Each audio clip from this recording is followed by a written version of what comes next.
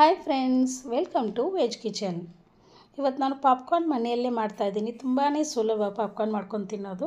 ನಾವು ಹೊರಗಡೆಯಿಂದ ತಂದು ತಿನ್ನೋಕ್ಕಿಂತ ಮನೆಯಲ್ಲಿ ಮಾಡ್ಕೊಂಡು ತಿಂದರೆ ತುಂಬಾ ಚೆನ್ನಾಗಿರುತ್ತೆ, ಆರೋಗ್ಯವಾಗಿ ಇರುತ್ತೆ, ಎಲ್ಲನೂ ಒಳ್ಳೆಯದು. ಈ ಥರ ಒಂದು ಪ್ಯಾಕೆಟು ಸಿಗುತ್ತೆ, ಅಂಗಡಿಯಲ್ಲೆಲ್ಲ ಸಿಗುತ್ತೆ. ಪಾಪ್ಕಾರ್ನಿದು ಜೋಳ ಕೊಡಿ ಅಂದರೆ ಕೊಡ್ತಾರೆ. ಇದನ್ನು ನಾವು ತೊಗೊಂಬಂದು ಒಂದು ಸಣ್ಣ ಲೋಟದಲ್ಲಿ ಅಷ್ಟೇ ಮಾಡ್ತಾಯಿದ್ದೀನಿ ನಾನು ಇವಾಗ. ಅಂದರೆ ಇದು ತುಂಬ ಆಗುತ್ತೆ. ನಾವು ಒಂದು ಪ್ಯಾಕೆಟ್ ತೊಗೊಂಬಂದರೆ ತುಂಬಾ ಆಗುತ್ತೆ ಅದರಲ್ಲಿ.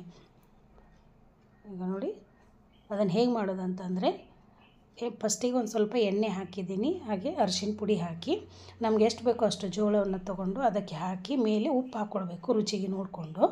ಅದನ್ನು ಒಂದು ಸಲ ಎಲ್ಲ ಉಪ್ಪು ಮತ್ತು ಎಣ್ಣೆ ಅರಿಶಿನ ಎಲ್ಲದಕ್ಕೂ ತಾಗಬೇಕಲ್ವ, ಹಾಗಾಗಿ ಒಂದು ಸಲ ನೀಟಾಗಿ ಮಿಕ್ಸ್ ಮಾಡ್ಕೊಳ್ಬೇಕು. ಮಿಕ್ಸ್ ಮಾಡಿ ಆದಮೇಲೆ ಇದು ಸ್ಲೋ ಫ್ಲೇಮಲ್ಲೇ ಇಡಬೇಕು. ಗ್ಯಾಸನ್ನು ಇಟ್ಟು ಈ ಥರ ಮೇಲೆ ಮುಚ್ಚಿ ಒಂದು 5 ನಿಮಿಷ ಬಿಟ್ಬಿಡಬೇಕು. 10 ನಿಮಿಷ ನೋಡ್ಕೊಂಡು ಅದು ಗೊತ್ತಾಗುತ್ತೆ, ಅದು ಸೌಂಡ್ ಬರುತ್ತೆ ಒಂದೊಂದಾಗಿ ಸಿಡಿಯೋದು. ಆಮೇಲೆ ಈ ಥರ ನೋಡಿ ಎಷ್ಟು ಚೆಂದ ಆಗಿರುತ್ತೆ. ನಾವು ಮೇಲಿಂದ ಸ್ವಲ್ಪ ಈ ಥರ ಕೆಳಗೆ ಇನ್ನೂ ಬಾಕಿ ಇದ್ದರೆ ಮೇಲಿಂದ ಈ ಥರ ಒಂದು ಸ್ವಲ್ಪ ಚಮಚೆಯಿಂದ ಈ ಥರ ಮಿಕ್ಸ್ ಮಾಡ್ಕೊಂಡಿದ್ರೆ ಬಾಕಿ ಇರುವುದೆಲ್ಲವನ್ನು ಕೂಡ ಈ ಥರ ಚೆಂದವಾಗಿ ಉಬ್ಬಿ ಬರುತ್ತೆ.